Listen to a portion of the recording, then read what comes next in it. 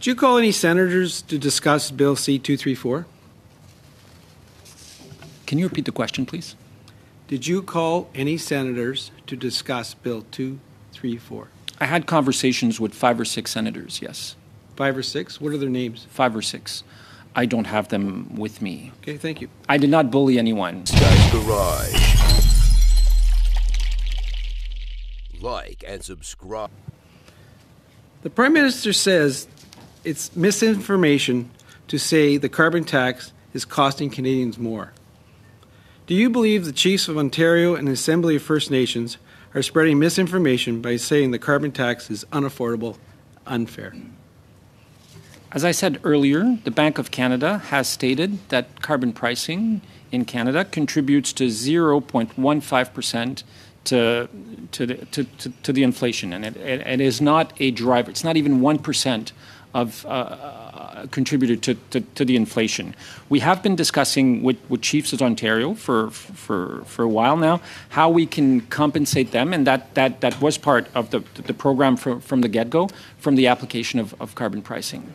But, Minister, you haven't answered the questions. Do you believe the Chiefs of Ontario and the Assembly of First Nations are spreading misinformations by saying the carbon tax is unaffordable and unfair?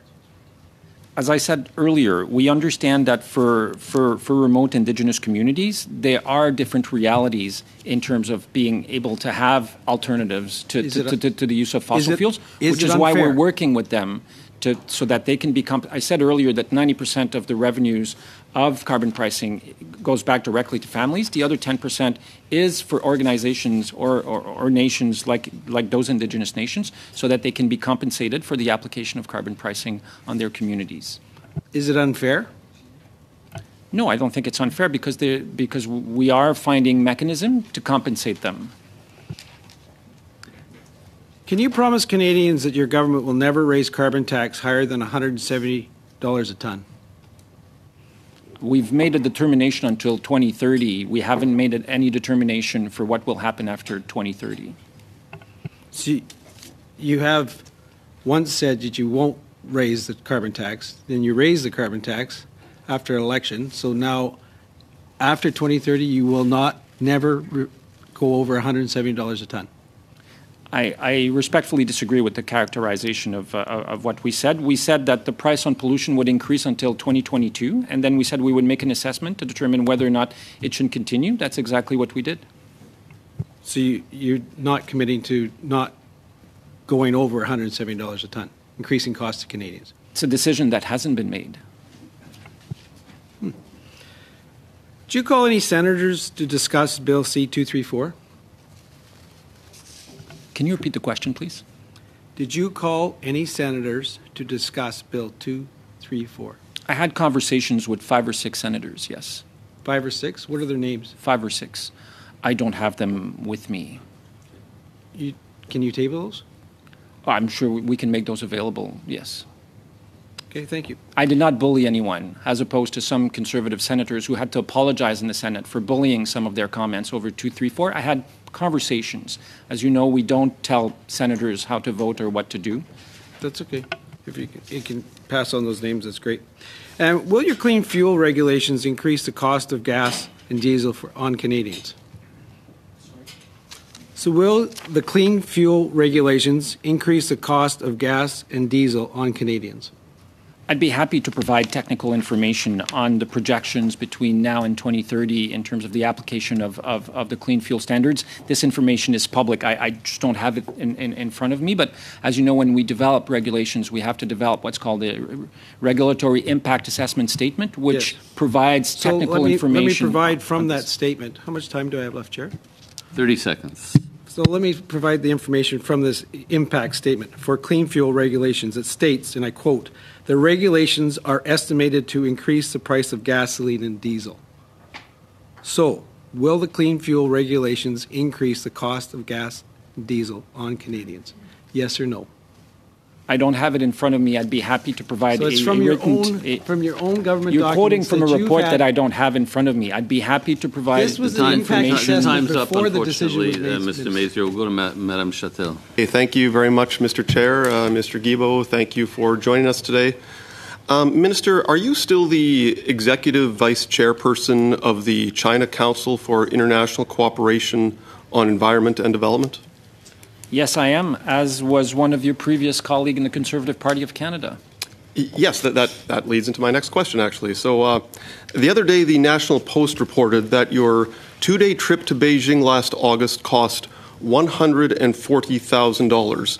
And when Stephen Harper's Environment Minister Peter Kent traveled to Beijing in 2014 to meet with the same council, his trip cost only $9,900, and that includes staff. So, Minister, why were your travel costs 14 times that of Stephen Harper's Environment Minister to fly to the same city to meet with the same council? I haven't seen those numbers, so it's hard for me to comment. What I will say is that things have changed since 2015. We now have a memorandum of understanding with the government of China to develop policies on coal, on carbon pricing, on joint work on nature, which are things we didn't have. The meeting just in the last 2 days. We were there for 4 days. So I'd be happy. I mean, those information are public, but I don't have the comparison to 2014. I don't have those numbers in front of me. Okay. Minister, in 2022, China approved the construction of 82 new coal-burning power plants, and for the first half of 2023, they approved another 50. Minister, do you support China's construction of these new coal-burning power plants? As you probably know, Canada and the United Kingdom started a movement in 2017 called the Powering Past Coal Alliance, which started with those two nations and about 20 others, small island states. This organization now spans more than 170 members, including the United States of America, including pension fund investors.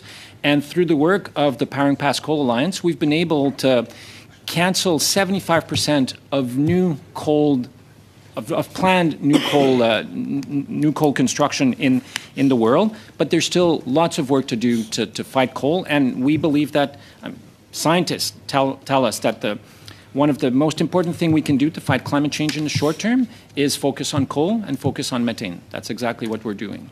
And so when you visited Beijing last August, did you criticize the Chinese government for their ramping up of coal production and burning coal? We have a work plan with the Chinese government to work with them so that we can help them reduce their dependency on coal. That's what we're doing. But did you criticize them, or did you encourage them to build more? I mean, 82 new coal-burning plants last year and 50 for the first half of this year is a lot of new coal being burned in China. Given your role on the CCI-CD, have you played any role in trying to reduce those numbers? Yes, absolutely. We're one of the world's leading advocates for the reduction of coal-fired electricity. Purely and simply, with the United Kingdom, we're leading the charge globally. So absolutely, that's what we're doing. Have you encouraged China to transition away from coal and towards natural gas? We've started the conversation with the Chinese, the Ministry of the Environment, on a number of initiatives, including coal, but that work hasn't concluded. What I would say is that we have to be careful because we have to phase out fossil fuels, all fossil fuels, including natural gas, and now in most parts of the world, and that's certainly true in Canada, it's cheaper to produce electricity from renewables than it is from natural gas, and it's certainly true in your own province of Alberta, where the cost of producing energy through renewables is cheaper than through natural gas, which is why what's being built right now in Alberta is mostly renewables because it's cheaper than gas. Okay, a couple of things. I'm from Saskatchewan, not from Alberta, but do you feel that Canada could play a useful role in exporting liquefied natural gas to China to displace the use of coal in that country? There are a number of LNG projects that either have been approved or are on the process of being approved. As you know, the federal government doesn't develop resource-based project. This is a prerogative of provinces. But we have approved a certain number of LNG projects, and some are under impact assessment review right now. 10 seconds. Okay, so if you look at the LNG facilities being built in the United States and Australia and the Middle East, they've been building dozens over the last few years. Canada has only one under construction. Why do we have so few LNG facilities here in Canada compared to other countries? Very briefly, Minister, before we go on to Mr. Longfield. You should talk to the provinces who are developing those projects. I appreciate your acknowledgement of calling senators regarding 234.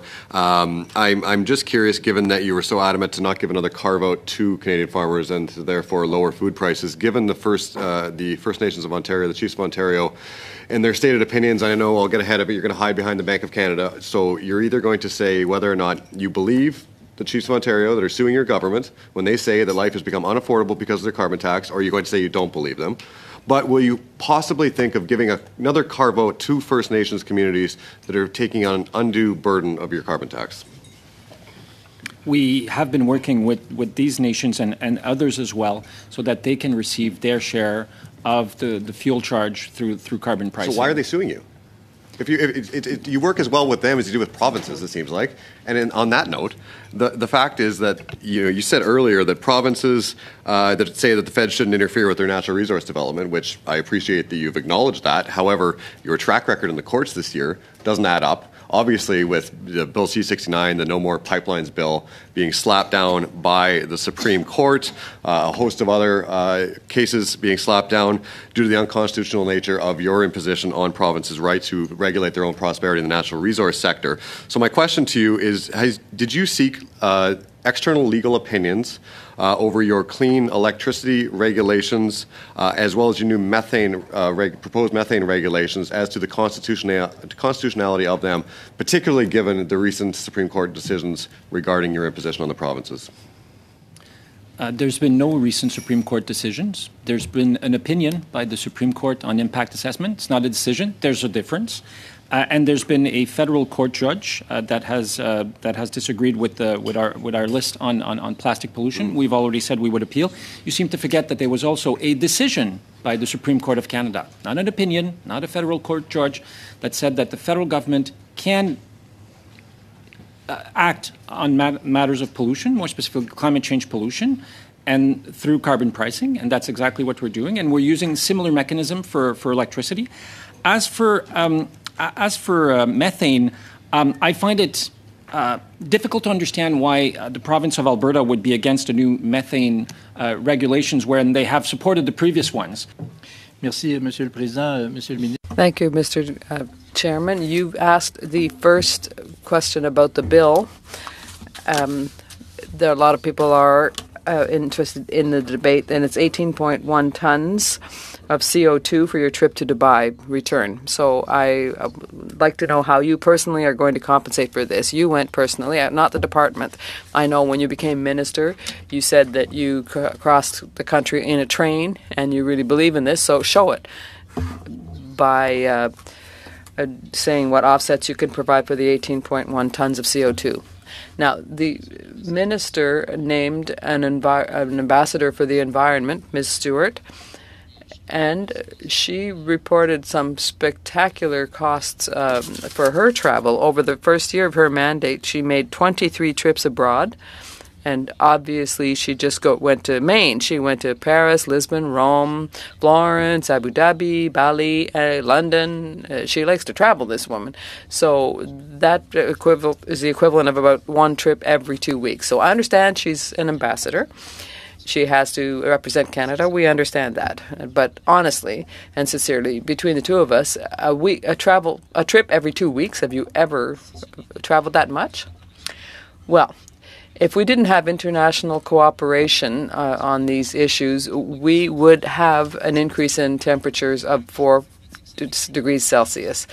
And so thanks to the Paris Agreement, and this, you can read this, we are heading for a 2.3 increase instead of 3. So every 1/10 of a degree of a reduction is billions of tons of pollution that won't be in the atmosphere. And I think it's worth, we have an ambassadress, and she's based in Europe, by the way, so indeed, so that she can limit her transatlantic trip. So she's based in Germany. Going to London or to Paris is much closer than if I was to do that. So what is her bill for those 23 trips environmentally? We find it really to be too much. You don't find it too bad, but what is the bill? I can't believe you weren't aware of this. Well, this is where I deeply disagree with you, Mr. Deltel, because if it was only for this work done internationally against climate change, there would be billions more tons of pollution in the air here.